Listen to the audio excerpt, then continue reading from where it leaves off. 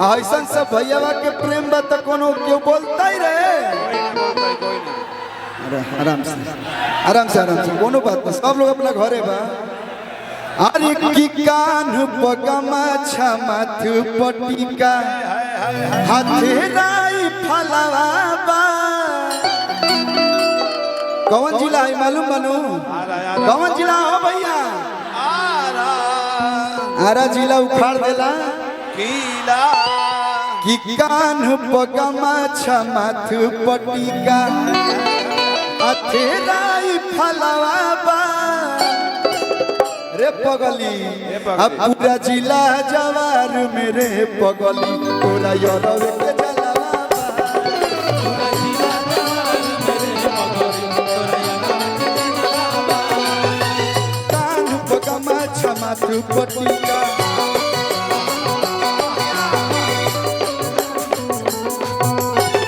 अच्छा हमनी के कुछ रहे चना रहे, दो तीन गो चीज जरूर रखे नहीं जा। कान पकान है वो गमछी ओ ठीक है, लाठी आ मोच। सच्चाई बाकी ना भैया?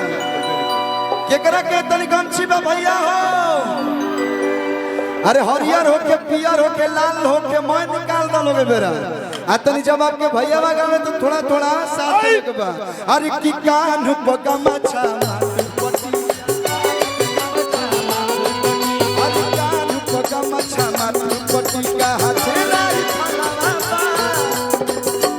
तो पूरा साहबाद मेरे पगली तोरा कलू के जलवा बा।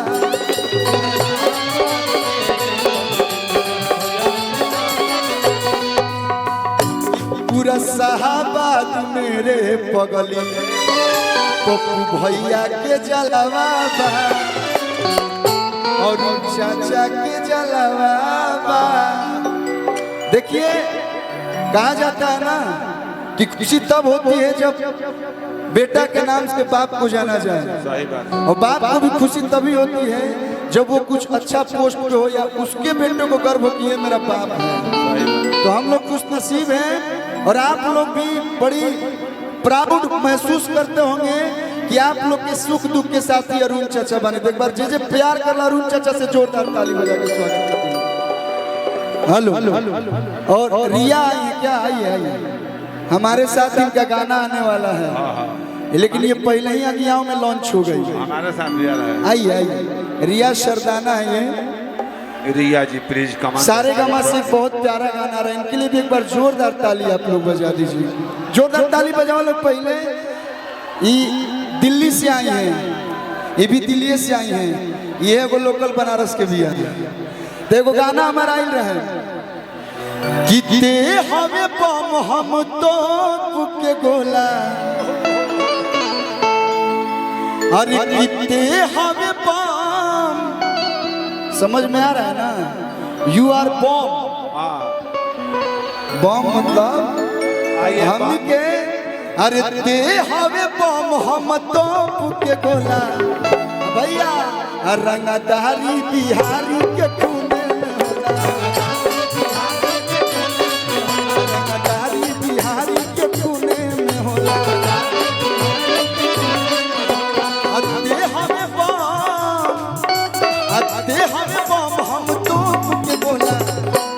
पारुल जी यू आर बाबा आई एम तो यूपी के हऊ की बिहार के हऊ तो माल बोल कौना रंगदा 33 गढ़ के ये 33। अरे किते हवे बम हम तो के गोला। रंगदारी रंगदारी हो भैया। रंगदारी बिहारी के खूने में होला।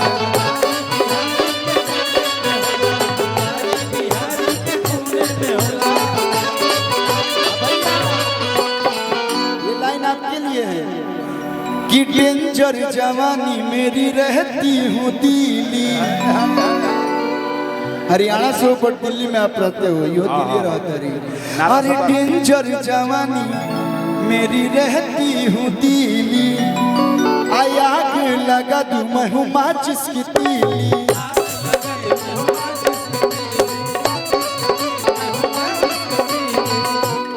कपड़ा ते पहनले बड़े नन्हकी रे। अब हमारा स्टेज पर काफी बच बचाव करके प्रोग्राम करे के पड़ी। वो जो यूट्यूबर भाई लोग हैं ऐसा रील स्लो मोशन में देता लोग कि घरे नजरे नहीं मिला पाता क्वीन साल ने जिस और बच के करे नहीं, ये बहुत अच्छी है, बचपन के साथ ही। कपड़ा ते पहनले बड़े नन्हकी रे कोते जवानी अपन बनहकी रे लेके गमछा तू लगता है भोला तो ते हमें बम हम तो के गोला ते हमें बम हम तो के गोला। अब हम नहीं गाएंगे, अब हमारे सब भाई गाएगा। रंगदारी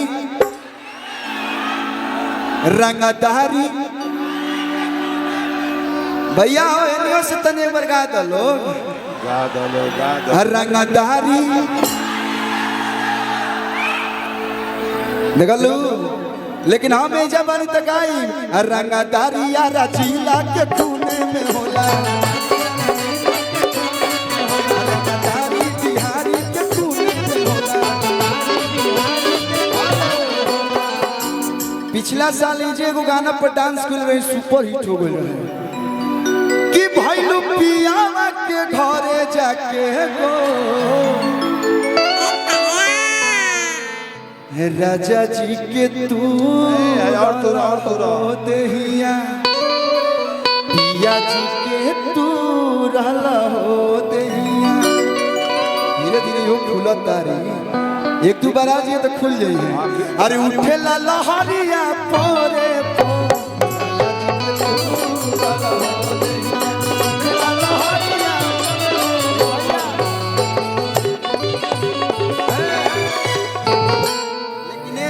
एगो नया गाना आइल बा, आप लोग प्यार दे हम लोग। वो हो जाए। अरे एक तो महंग भइले कजरा टिकुलिया, अरे दूसरे करुआ के तेल। अच्छा महंगा भइल बा कि ना भैया? 227 रुपये किलो हो गया। रिकॉर्डिंग हम डांस करे आइल बा, हम गायक हैं। लगा दो। अच्छा हाँ, एगो हो जाएगा। शालिनी जी भी बोल रही थी क्या कि सर एगो डांस होना चाहिए। होना चाहिए भाई। क्या जी? पारुल जी के साथ एगो हम गाना कर रही। गाना तरह होली के, लेकिन वो अभी तक ट्रेंडिंग में बा। हमारे देवारू हो सब तोहरे बा, बाकी पियावा से प्यार पियावा से तो निगहरे बा। अरे पुआ पमा जलाया चार के खाली गिलासिया में ढार के आजा हम मन करे डाला तू घार के, बाकी छोड़ दो जगहिया भतार के। लेकिन बहुत अच्छी हैं आप लोग। लगा दीजिए कि एगो डांस लगा दीजिए कि एक तो महंग भइले कजरा टिकुलिया, और दूसरे करुआ के तेल। रउआ लोग के मालूम हो कि डीजल पेट्रोल के दाम बढ़ता। बियाह शादी भइल बा, हमार भइल बा तो हमारा मालूम बा। लिपस्टिक के भी दाम बढ़ गइल बा। मैं ब्रांडेड लगावे ला लोग कि एक तो महंग भइल